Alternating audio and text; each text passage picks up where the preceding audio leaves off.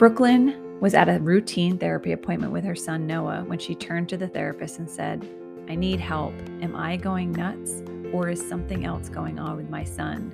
No matter what I tell doctors and nurses or teachers or therapists, they all say, no, he's fine, this happens." But Noah had a very complex beginning of life with multiple surgeries and different diagnoses. He also fought pneumonia and RSV constantly. And that therapist suggested that she get genetic testing done. And from that genetic testing, she found out that Noah did have 22q. Even after getting diagnosed at 7 years old, he had another pneumonia attack. They were in the hospital for 24 days, and it wasn't until that 24th day that she met the doctor that changed everything. The doctor sent Noah down for a routine scope of his throat, and they found a tiny pinhole that was causing all of his secretions to go to his lungs, causing him to get sick. This is Brooklyn's story of never giving up and how Noah is a strong 22q warrior. I am honored to introduce you to Brooklyn. Welcome to the 22q podcast. My name is Becky White, and today I am thrilled to have a 22q mom on with us. Her name is Brooklyn and from Arkansas, and she is here today to share her son's journey with 22q. His name is Noah. So Brooklyn, thank you so much for being on today, and please introduce yourself. Hey, thank you. I'm glad I can be here. My name is Brooklyn. Yeah, I'm from Arkansas. My son Noah, he's 8. He'll be 9 in June. I'm married to my husband Andy, and we have 4 boys total and a dog. So Wow. all about boy mom. Yep. And where does Noah fall in your 4 boys? Noah's number 2. Noah's number 2. So yeah, I had Brennan first. I was a single mom with him. And then Andy and I got married. So he's the first with Andy and I, but second in line, technically. Gotcha. And so you are busy and you are in it. Very busy. Always going, always doing something. So yeah, always busy. Yeah. So tell me, if you had to use one word to describe Noah, what would it be? Strong. He is the strongest kid I've ever met, strongest person in general I've ever met. He's been through more in a little under 9 years than most people do in a whole entire lifetime. And he never gives up. Yeah. And what is he like? What does he enjoy? Noah loves the music. He loves Johnny Cash. Johnny Cash is his favorite. He loves Elvis. He loves Zach Williams. Zach Williams' parents go to our church, so he's like super excited about that. Really? Oh yeah, they do. But he loves drums. He's amazing, and not just saying that because he's my son, but he truly is so good at drums. Really? That's great. He'll hear a song on the radio and immediately come home and he's playing it like he's the band member. He's really good. The musical talent of 22q children, I've been finding, is incredible. My son has perfect pitch, and we just figured it out with piano. And his teacher is now teaching him through sound. And like you're saying, he can hear it and then play it, and it's the same thing. And yeah, it's exactly the same. And we had no idea that was even anything to do with 22q until long after we were into this, and then it started making sense. Wow, no wonder, but we had no idea that was a thing. Yeah. And it's amazing when you find these pathways, because they're almost like hidden pathways to your child. And when you do find it and you get them and they get you, and it just opens up this whole new world for them. And it's, how is that for you when you it's amazing. I mean, he's always been really intrigued by music and sounds and lights and flashing lights and things like that. He's always been into that since he was born. But of course we didn't know why or what it was at that point, but yeah, he's always been into it. And when he has a difficult day, he's like, "Can I go play my drums?" Sure, have at it. It's very loud. He got a new drum set at Christmas, and I wasn't prepared for just how loud it was going to be. Like, he had a kid one, and I was like, "Oh well, he's ready. He's ready for like a legit drum set." And we got it, and man, it's loud. Like, you can hear it all the way to the road. No kidding. It's really loud. Yeah. But yeah, Oh, he uses that as a way to kind of calm down too. Like, if he's having a bad day or having a difficult moment, he'll go in his room, go get on his drums, and he's just in his own little world and his own zone, and will immediately just calm down. And it's really amazing. it's good that he has that outlet. Hmm. It is. And he's found it at such a young age, which is so great. And it's such Yeah. a healthy way to release any frustration or anxiety he might be Yes, feeling. it is. That's great. So I'd love to hear his journey. Let's start right at the beginning when you found out you were pregnant with him. And, was it an automatic awareness that he had 22q, or did you find out later on? So my pregnancy was perfectly healthy, nothing out of the ordinary. We had genetic testing, but at that time, the only thing they really tested for was Down syndrome, and that came back normal. Um, they did the anatomy scan, everything came back normal on that.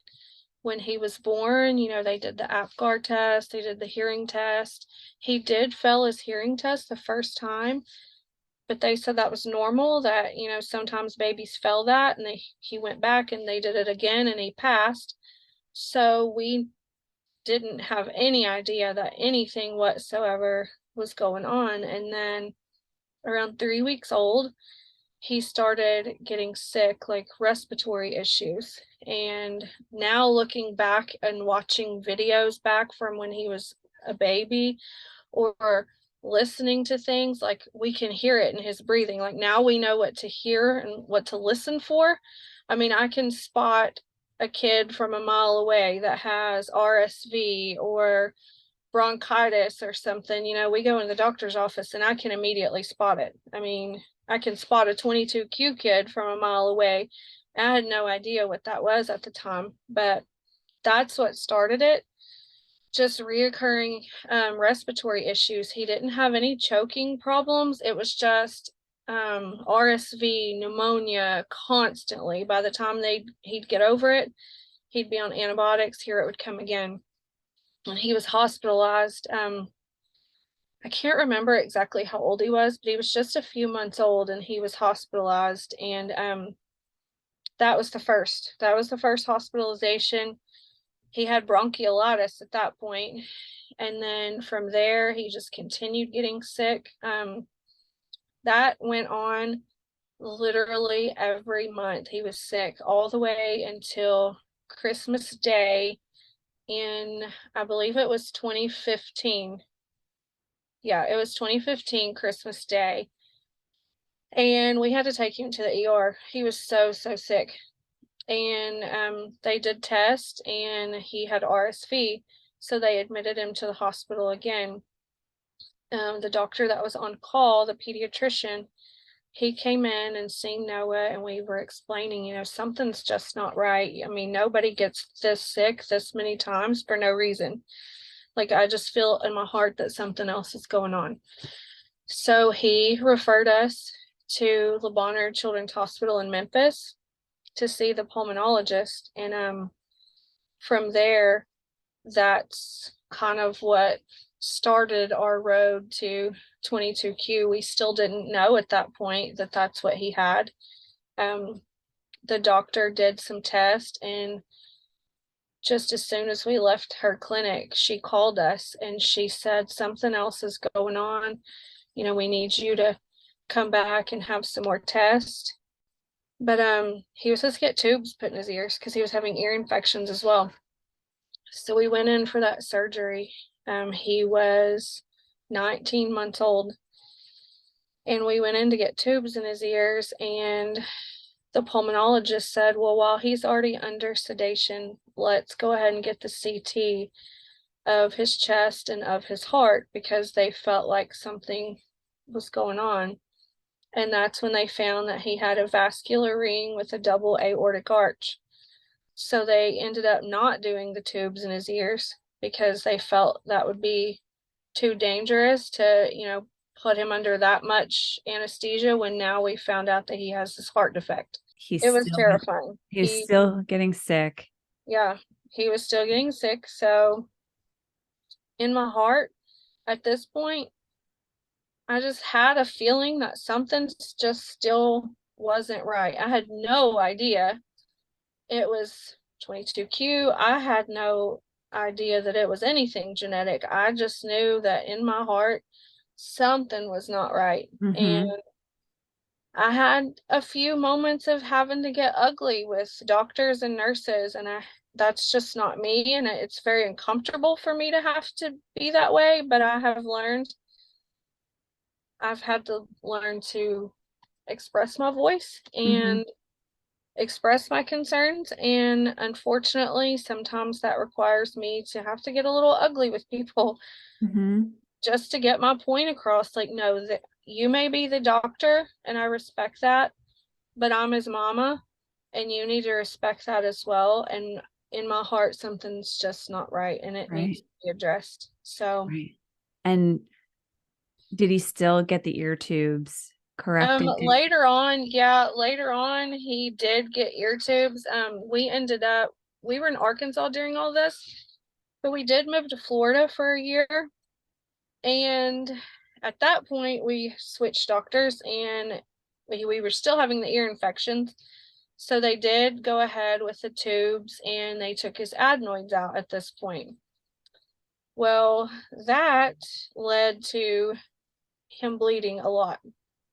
And they gave me the post-op directions. It was like, just use Afrin, it'll get better. The bleeding will stop. This is normal. But the bleeding just kept going and kept going. I'm talking, it was bad. It was a lot. So again, I took him to the emergency room, and the doctor there tried to dismiss it. Oh, this is normal. I'm like, this is not normal. I've already had one child who's had tubes and adenoids and his tonsils out. And even during all of that, he never bled like this. This is not okay. I need you to get somebody else in here. And that was another moment where I had to get ugly. Like, no, this isn't okay. This is not normal. Get somebody else in here. So they did, and they looked, and sure enough, it was just a constant, like a water faucet of blood going back behind his throat. So this time they took us by ambulance and rushed us to All Children's Hospital in St. Petersburg, Florida. And, he was still bleeding, and the nurse came in. She's like, well, with tonsils being out, this is normal. I'm like, he didn't get his tonsils out. It was adenoids and tubes. And she said, oh my, no, this isn't normal. And I'm just like, Oh, yeah, I tried to tell you. right. And So, so you're at the hospital, and mhm. did they think that they nicked something? What did they Yes, tell you? they told us that the surgeon may have used a different tool and he nicked something, and that was what caused the bleeding. So they rushed him to emergency surgery to fix that. And when they fixed it, the bleeding stopped. Now, looking back, we've learned that a lot of people with 22q aren't supposed to have their adenoids removed because it will cause bleeding and cause all kinds of other issues. But again, we had no idea at the time that this was the case. So now, looking back at all of this, everything makes perfect sense. It's all puzzle pieces being put together. But after all of that, it seemed to have kind of calmed down.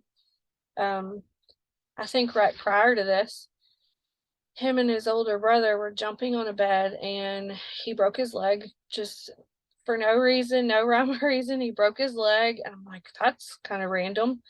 So that was another trip by ambulance to the hospital. Um, And how old was he at the time? Noah was about 2 at this time. So all of this was not long after the vascular ring surgery, but Yeah, he was about 2. So fast forward through all of this, he ended up being in speech therapy and occupational therapy at the time. And Noah was complaining that his mouth was hurting. And I would look in his mouth and I'd ask him, like, where are you hurting? And he'd point to like where your molars are. But I could see like a bump kind of in his jaw. And I was like, well, maybe he's getting a molar coming in, because that's what it looked like. So we took him to the dentist for that and found out that that was not what it was. He had some sort of cyst. I don't remember the name of it, but he had a cyst in his jaw and ended up having one on the other side as well.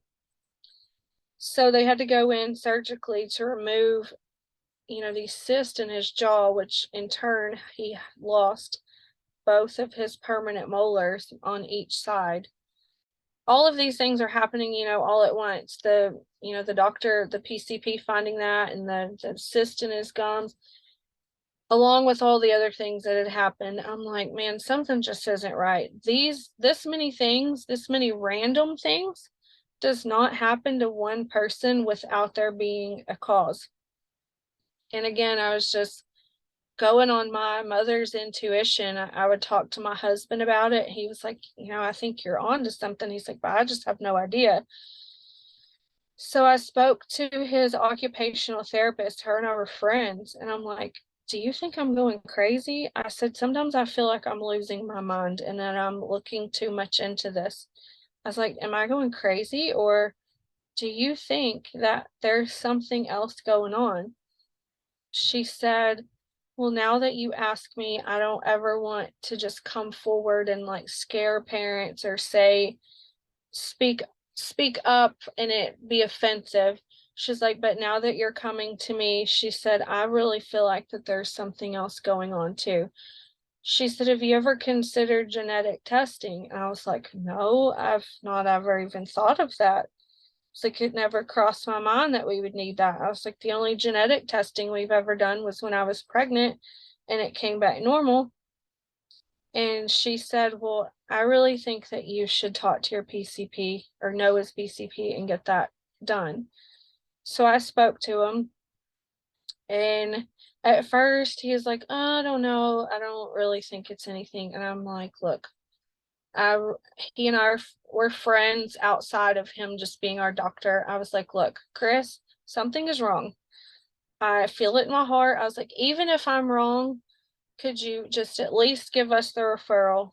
And maybe I'm wrong. I was like, but I would rather know for sure and be wrong than sit here and think that something's going on with him and then we never did anything about it.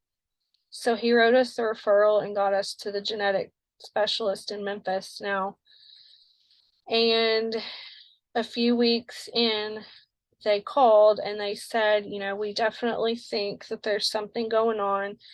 The geneticist has looked at your notes and looked at his records, and we feel like that we are going to do the test. Like, we feel like that there's something going on. We want to do this genetic test. And I'm like, okay, great.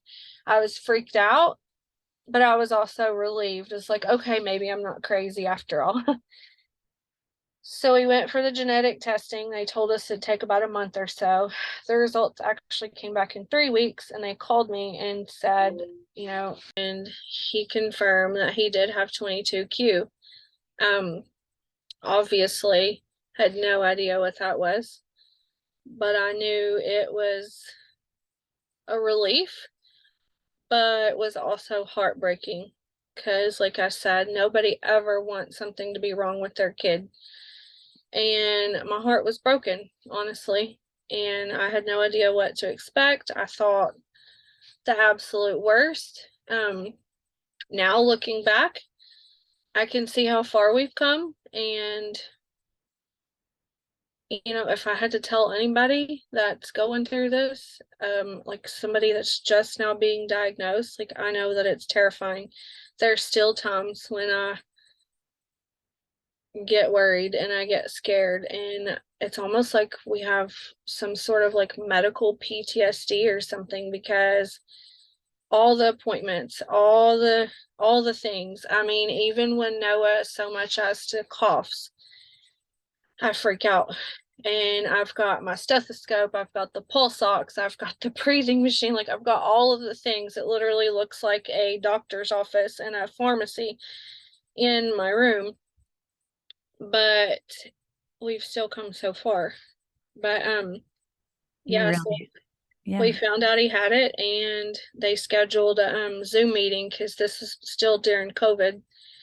Right. So how old was he when he was officially When diagnosed? he was officially diagnosed was right before he turned 7. So he was 6. So And we it, went 6 years and didn't wow. even know. We had no idea. Wow. And I get aggravated and I get angry sometimes because I'm like, how did so many doctors miss so many different things? Like, that's one of my biggest things I wish I could push in the medical profession. Like, if a kid comes in and they have a vascular ring or they have these other telltale signs of 22q or any other genetic thing, like that should be your point right there, where you immediately get the genetic doctor on board, and not to scare anybody, not to make the situation worse than it already is, but right then they should have got the genetic doctor in there, and we could have bypassed years worth of stress and years worth of testing and pokes and prods and surgeries and all of these things that not only we had to go through, but Noah had to go through. Had Right. we known at 19 months old Right. what took us 6 years to find out. I haven't thought about this till now, till you're saying this, but if they test in utero for Down syndrome, why isn't 22q getting tested as well? Well, my best friend, she has a baby and he's a year old now, but she's pregnant the second time now. And she told me that when they did her genetic testing when she was pregnant, that they gave her a list of everything that was on there, and 22q was on the list. Wow.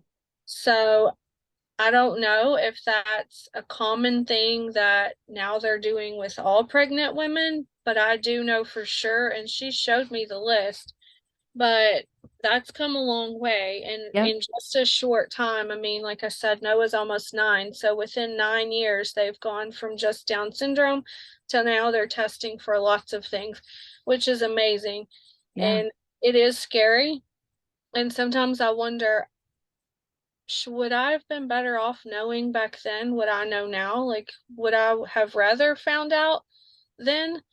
And maybe for some people, the answer would be no. But for me, I'm a planner, and I want to know the facts no matter what they are. And I feel like I would have rather known when I was pregnant, or at the very least, when we found out about the vascular ring, I would have rather have found out then than waited all this time.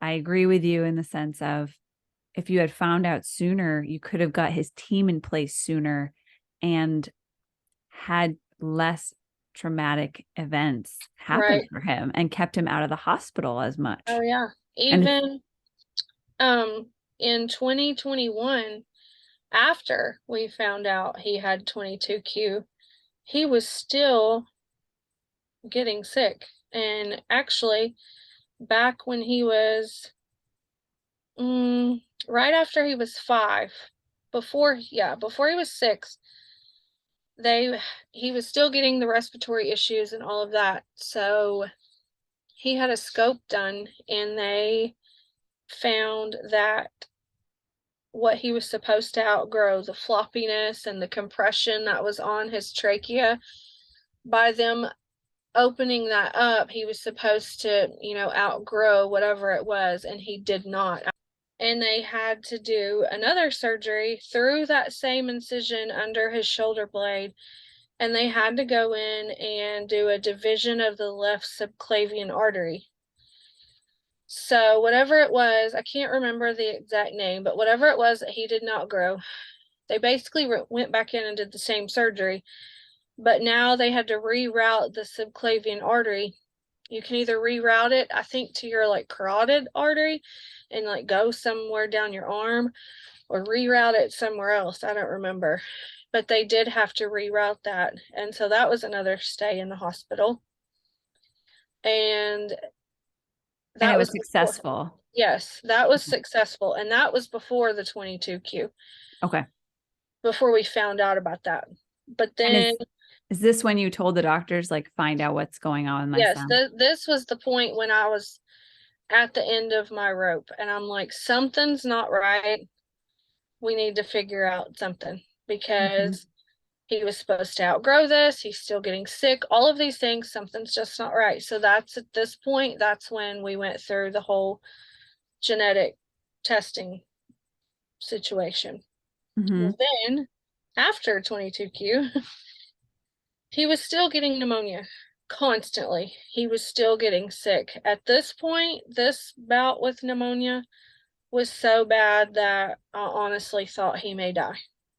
Oh my God. And we had to go to the hospital, and they admitted us and said, like, prior to this, he was on so many antibiotics, I can't even tell you. He was on everything that they could possibly give a kid, and none of it was working. Or no, maybe something's wrong with his immune system, because there's immunity problems with 22Q. So they called that doctor in, the immune doctor, and he did a test, and they're like, no, his immune system's fine. He has everything he needs. Like, that's perfect. So it's not that. So they went ahead and admitted Noah for 12 days in the hospital this time, because they had to do IV antibiotics. So they did, I don't even know, I don't even remember all the tests. They did all kinds of tests, they did all kinds of scopes. And I remember one scope they did, and they came back and said he had thrush in his esophagus, which was from, all the breathing treatments and all the steroids were being pushed down. They said he had thrush. So then they had to give him another antibiotic. And within a day of him being on that antibiotic, they went back in to do something else. I don't remember, a different type of scope at this point. And that thrush was gone. Like, nobody believed it. Like, no, they took pictures and showed me, like, they gave me the pictures and showed me there was thrush. I mean, it was clear as day. It was in there. What was the name of that med that they gave him? Um, I don't remember. I know that he was on, I can't think Was of it. it budesonide? Was that the steroid they were giving him originally? Yes, It's that like was it. it's the Yes. Yep, that was it. That was the steroid that he was taking, inhaling, but it caused thrush. So they stopped giving him that. They started giving him another antibiotic, and they ended up having to do another scope. And when they went in, they said the thrush was gone. So the surgeon was like, are you sure that he had thrush? Because there's no way that this antibiotic would have cured this in a day. Like, you would have needed to be on this for a while. It's not going to go away in a day. And we're faith believing, and we believe in God, and we prayed and we prayed, and the only thing that I could come up with logically was it was a true miracle, because nobody had an explanation for this. They called the first surgeon in, and thought they were making it up.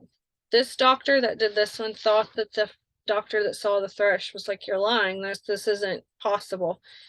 So she came in, and she's like, I'm telling you, here's the pictures. This child had thrush. Are you sure you've got the right child? I mean, it was a whole big thing. Like, they had students, the techs, the anesthesiologists, like all of the people that were in the original surgery all came in to this now second surgery, because they did not believe that this was even the same child. They were checking armbands, they were calling me. Now I'm freaking out, because I'm like, okay, maybe you had another kid and you thought the other kid had thrush, but that's not possible. They're like, no, like, showed me all the cross-referencing, like this was Noah's the one that had it, and now Noah doesn't have it. And I'm like, You got a miracle. that was, there's no other explanation other than it was a Wow. miracle. And after that, did he get better? Did the pneumonia After stop? that, he did get better, but on the 12th day, we were going home, and Noah had this thing where he'd always clear his throat. And every time the clearing of the throat started, that was a cue to me that no, this is just the beginning of something that's about to snowball. So we're literally packed up. Noah's in his clothes. We're excited. We're going home. And I just had a gut feeling again. And I'm like hysterical. And I'm trying to stay strong for Noah. But I had to get out of the room for a minute because I was just a mess. I'm like, I don't want to let his hopes down that we're going home, and we're not. But he's clearing his throat. Clearing your throat, it means he's sick. So I called the doctor in. She's like, well, we don't hear anything. I'm listening to his lungs. I'm like, I know. I listen to his lungs too, and I don't hear anything. I agree with you. But can we please do a chest x-ray before we go home just to make sure? Well, it's standard that we're not going to do the chest x-ray because if we don't hear anything, then there's no need to do the chest x-ray, and insurance this and billing that. And I'm like, I'm going crazy. That's now Then that's I'll see you in then I'll see yeah. you in 24 hours when he gets sick again. I'm just like, I'm going nuts. Like, whatever. Okay, fine. Send us home. Send us home, but I guarantee you we'll be back in 2 or 3 days. Sure as the world. We get home. Noah did okay. Like, he was still doing the clearing the throat, but it was increasing. But we had a good day. We went to the movies. His grandmother was here, and like, we had a good day. But then the next day, it all broke loose all over again. And I'm like, oh my gosh, why? He starts getting sick. He starts throwing up at this point, getting so choked that he's throwing up. I take him to the emergency room again. And sure as the world, he still had pneumonia. It never went away. They couldn't hear it, but it was very, very apparent on the chest x-ray, which if they would have done that before we left, then they would have seen that. But my saying is, who am I? What do I know? I'm just his mom. I don't know anything. That's how I feel sometimes. So yeah, we went back to the hospital and we got admitted and had to go through another 12 days of antibiotics. So now we're in the hospital for 24 days. And luckily, that night in the ER, I just prayed and I was just begging God, please, please send us a doctor, send us somebody fresh. Let's get a fresh set of eyes on this. Let's please something. The doctor that walked in, I'll never forget her. Her name is Dr. Dubin, Patricia Dubin, and she was a godsend, truly. She listened to me. She validated my feelings. She didn't make me feel stupid. She was a mother herself, so she literally sat down and talked to me just like me and you were talking, and she listened to everything. I had done lots and lots of research at this point on 22Q and talking to other 22Q parents on the Facebook pages and like doing all the research I could possibly do. I came up with all kinds of stuff. She's like, wow, are you a nurse? Like, are you in nursing school? I'm like, no, but I might as well be at this point. We all have honorary degrees as Yeah, I 22Q might as well. parents. Yeah. So she listened to my concerns. She gets a different ENT doctor on board at this time. Her name was Dr. McLeavy, and those two worked wonders and did another scope. And now they found out that he had laryngeal cleft. So rather than having your cleft in the front, he had a cleft in the back, and it was a little bitty tiny pinhole. And that little bitty tiny hole was causing all of the drainage rather than it going down into your digestive system like you and I. His is going down like a faucet just dripping constantly into this little hole, which then led into his airway, which was causing the reoccurring pneumonia. So Wow. they went in and they injected that with, I think, Prolarin or something, I think was the name, to see if it would hold, to see if it would help. And it helped. Thank God it helped.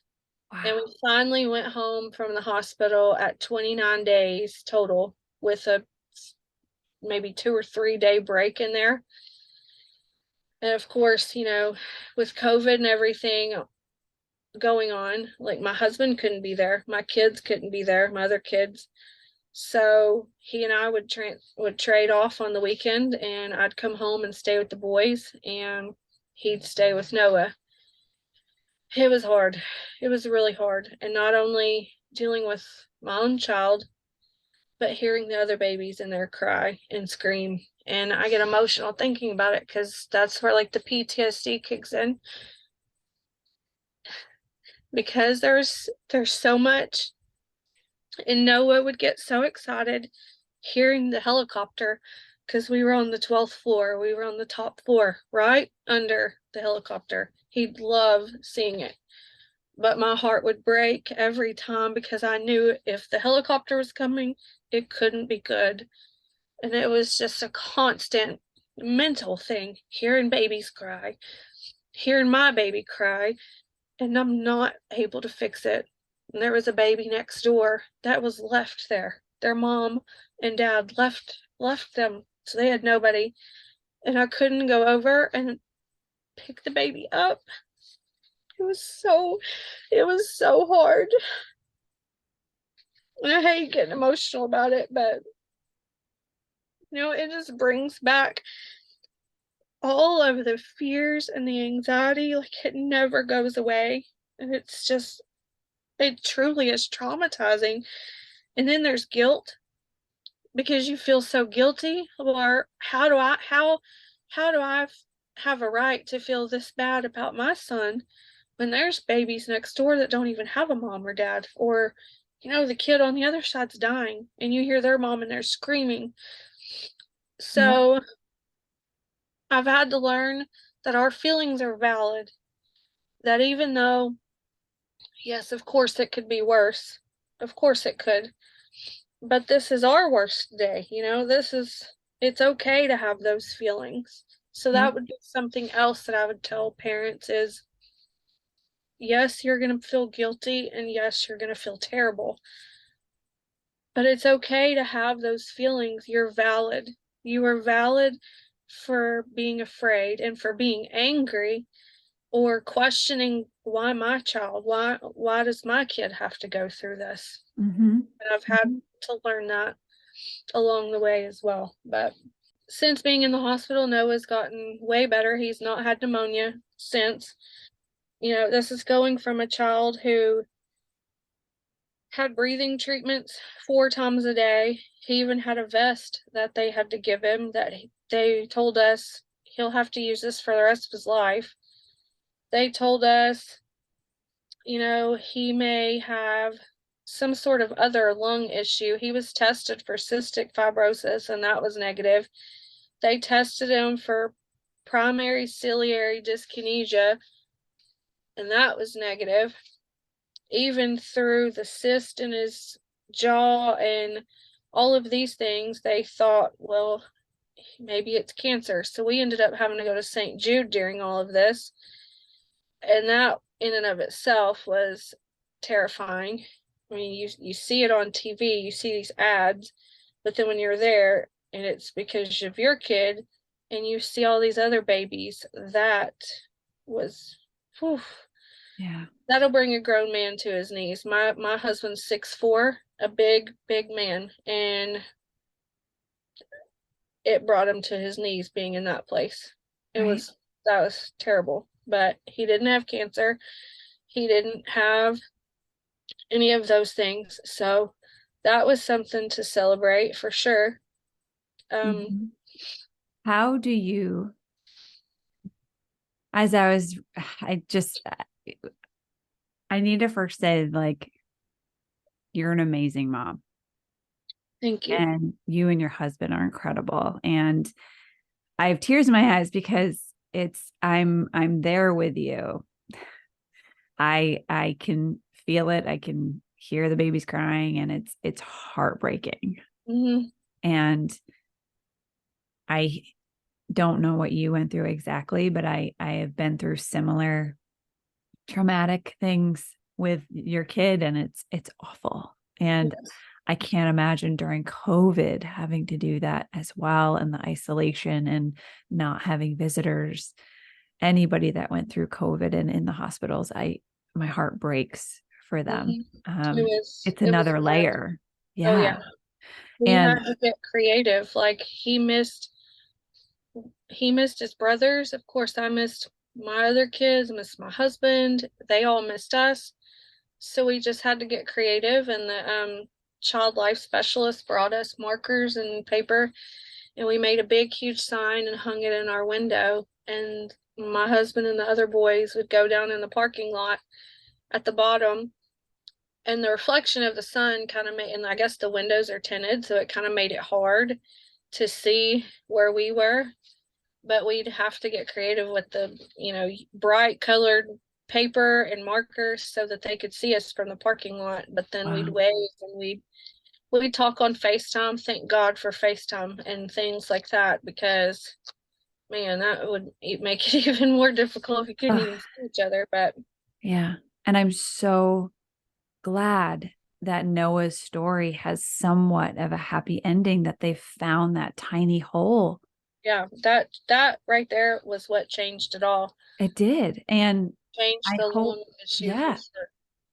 And I hope that other families, if they're experiencing this chronic pneumonia sort of aspiration and what he went through, they can maybe go to a different ENT and get a scope, and maybe Yeah. that's happening. And thank you so much for going back into Noah's story, because it is painful and it's sad and it's scary. And I just want to thank you from the bottom of my heart for sharing your story, because it's a hard one.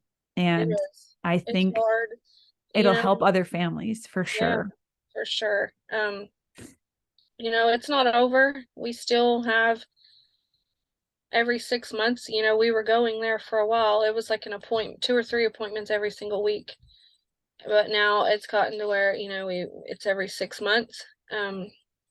Noah has a lot of, now he's kind of over the physical hurdle, except for the fact that I forgot to mention this, that the laryngeal cleft, it did stop the for the pneumonia, but now it seems like all of that's like backing up into his sinuses and his ears. And so now we're scheduled for a CT scan in 2 weeks to look at his sinuses and look at his ears and things like that, because they're thinking he may have to have another surgery to open up his sinuses. Like he's already had some sort of surgery where they put like a balloon thing in there and opened it up, but it didn't really help. Yeah. So we may have to do another one where they're like cutting some sinus bones to like kind of restructure it a little bit. I hope not. Oh, I hope not. Right. But Well, what do you do for you with um, all of this? what do I do for me? Let's see. I'm in school now. I have started taking online classes. I'm getting my degree in psychology. And then through all of this with Noah, aside from the physical aspect, there's the mental aspect of it. Noah has severe anxiety and severe PTSD. We had a tornado come through our town a few years ago, and I was at work at the time. I was working at Chick-fil-A, and the tornado came right through where Chick-fil-A was. And they knew I was there because I was getting off of work. And when the tornado came through, it came on the news that it said it's headed straight to Chick-fil-A. So of course the boys and Andy are all here, and they're like, "Oh my God, what are mama's there?" And then they couldn't call me because the towers were out, the cell phone system was out. It was like 2 hours before I came home. So they thought I died. They Oh, thought Chick-fil-A was blown away and they thought I died. oh my gosh. Thank God Chick-fil-A wasn't touched. It's the holy chicken, God protected Chick-fil-A for sure. It Oh went my gosh. past Chick-fil-A. Did And they have like a cellar there? no, we had to get in the freezer. Oh my Like gosh. even the customers that were in the drive-through, like everybody had to come in and we had a big walk-in freezer and a walk-in refrigerator. And I was in the freezer. Oh And my gosh. everybody, like, we had to divide between the two. But yeah, it got, when they say it's like a freight train, it sounds like a freight train. Like the lights went out, the whole 9 yards. But Oh my Chick-fil-A was gosh. not injured. Chick-fil-A and Mama lived. I did not. Nothing happened Oh, to me. This was in 2020. Yeah, in 2020. That's when that happened.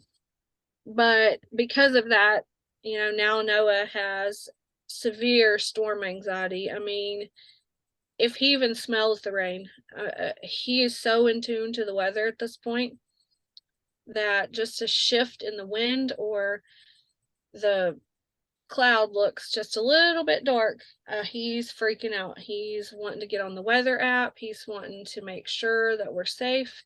mm, Another tornado blew through just a couple of weeks ago, about an hour from here. So yeah, anytime something like that, Noah freaks out big time. yeah. And we have that to deal with. We Mm-hmm. have, the learning delays. He was also diagnosed with autism now. Mm-hmm. And so he goes to a special school for autistic kids, which he's high functioning. Like, if you were around Noah, you probably wouldn't even know unless you were around him long enough, then you could start picking up on some of the things. Like he's slower with his processing. Physically, like with sports, for example, just a quick one. He could play sports like nobody's business. He's amazing. But mentally, he is not as quick and does not understand like people his age. Mm-hmm. He doesn't understand that there's, a winner and a loser. And if he's on the team that's not winning then or loses, he's very, very emotional about it. I would say that Noah's about on he's in third grade, but he's really on about a kindergarten level mentally, kindergarten, first grade. Mm-hmm. So that's a challenge. Yeah. But we're getting through that. He sees a psychiatrist and a psychologist or a therapist, and we're doing all of the things, and he's getting better, and we're learning how to navigate that as well. Yeah. So, as far as what do I do for myself, I'm going to school. I'm going back to school to finish my degree in psychology, and I want to get my master's so that I can help special needs kids during. It's been challenging with insurance, and there's no openings, or they don't want to take this insurance. You're waiting forever. I mean, it was 6 months before we could get in anywhere. Yeah. And what if you have a mental health crisis and you need somebody immediately? You don't have 6 months to sit and wait. Nope. You're It, they, absolutely right. that's why it's important to me to finish my degree so that I can be a therapist. And even though I'm only one person and could maybe only help a handful of kids, at least that's a handful of kids that doesn't have to sit here. We were on a waiting list for therapy for 6 months. We've been trying to get into developmental peds at the hospital in Memphis. We've been on the waiting list for 2 years. Our name has just now come up, and we're just now getting an appointment next month. And in terms of 22q, think about, you have a higher probability of developing schizophrenia or developing any type of mental health issue. What if something happens? What if you do develop schizophrenia and you start hearing voices telling you to do something really bad I know. and you're waiting for 2 years to get help? I know. It's It's very awful. frustrating. It's very frustrating and it's not right, but I don't know what the answer is. I I don't really know. I don't. don't know But what the answer is, but it's very frustrating. It makes you sick because everybody's constantly mental health, mental health, mental health. Okay, but we're doing what we need to for mental health, but there is no help. Yeah, there's not enough Nothing. support. Mm-mm. Right. No, it's extremely frustrating, and that's a great point you bring up. And I think it's wonderful that you're taking the time for yourself to go back to school, and good luck with that. And Yeah. um, we do need more people in the world helping. So thank you. Before we kind of wrap up, I wanted to ask, for you, what is one of the biggest struggles navigating Noah's 22Q? Um, the biggest struggle is most people don't even know. They have no idea what 22q is, or DeGeorge syndrome, whichever way you want to name it. They have no idea what that is. Now, if you say, my child has autism, oh, well, everybody knows about autism. So it's kind of, now that we've got the autism diagnosis, I kind of lean more towards telling the doctors or whoever, oh, he's autistic, or, if he's having a meltdown in public, or any issue, or he's being like he gets excited and he's very loud, like especially if he sees a fast car, and he'll very loud, and everybody at the store turns and looks at him, and you get these looks, and you're like, oh, he's autistic, and then they're like, oh, okay, well, we understand. But if I said, well, he's got 22q, that's why he acts like that. What's that? They've never even heard of it. So Mm-hmm. that's a challenge. Yeah, That's the frustrating part of it. And it is. even the doctors, they've heard about it, but they don't know a lot about it. So it Right. goes back to educating, and I've had a few that were a little condescending and, oh, well, are you a nurse? No, but I'm a 22q mom and I know a lot about this. So I think they need to take some time to have a little bit more respect towards the moms and the dads that, your job is to be a doctor, and you studied all day and all night and for hours and hours and years going to college to be a doctor. But I've studied all day and night and for years now, studying about my son and now studying about 22q. So I think that the respect should go both ways. Mm-hmm. Just, Yeah. it's And being not that willing I to know it listen. all. Yeah, it's not that I know it all, because I don't. No. But Mm-mm. just be willing to listen, because I could Yeah. teach you something about it, and Yep. you could use that in your practice to go on and help others. Right. And it's very true. And it's good that you have that advocacy voice and are doing that for Noah. I And used to not have a voice. what has your 22 cutie taught you? To use my voice, that it's okay, that using your voice doesn't have to mean be ugly, even though I've had to be sometimes, but to stand up and to use my voice, and to not be ashamed that it's okay to be different. We're all different in our own way, and we're all unique in our own way. It's nothing to be ashamed of. You should be proud that you're the way that you are. That's And right. just to yeah, that's what I've learned. The biggest thing I've learned is to use Yeah. my voice. Good. It's a good thing to do, and it's a good thing to learn. And if you could go back in time to when you got that phone call and Noah received the diagnosis of 22q, what would you tell yourself in that moment, knowing what you know now? Knowing what I know now, that it's gonna be okay. It's scary, it's terrifying, you'll be angry, you'll feel guilty, you'll feel every emotion that there is, plus some emotions that you've never ever felt in your whole entire life. But it's gonna be okay. You're gonna get through it. You may not see it today, you may not feel it today, but you will get through it, and you'll see the other side of things eventually. Mm-hmm. Mm-hmm. Very well said. And if Noah ever listens to this, what do you want him to know from his mom? Um, we do this thing before he goes to school every day. I can do hard things. God hasn't given me a spirit of fear, but of power, love, and a sound mind. I am a child of God, and my mom will always love me. I love it. That's what we do before school, and that's what I hope that he always remembers, and that he always remembers for me that I will always love him and I will always be in his corner no matter what, no matter where, no matter how old he gets. I'm always, always in his corner fighting for him. You're the best. You're such a great mom. Thanks. I You try. are. Well, thank you so much for sharing Noah with me and the 22Q audience. This was a very touching story, and I wish you guys nothing but the best, and really good luck with school. And thank you so much for just being so open and honest and, sharing your tears with me today, because they're real and your feelings are valid, and what you have gone through and what Noah has gone through and what your family has gone through is a lot. So thank you for sharing it with me today. Thank you for allowing me to talk about it. Okay. Well, take care and we'll talk soon, but thanks again. You're welcome. Thank you.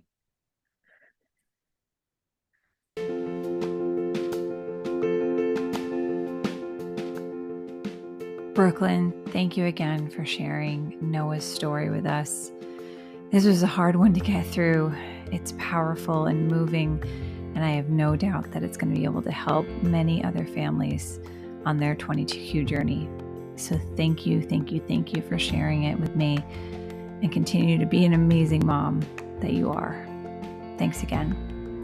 And to all of our listeners, thank you for following, subscribing, and listening to our podcast.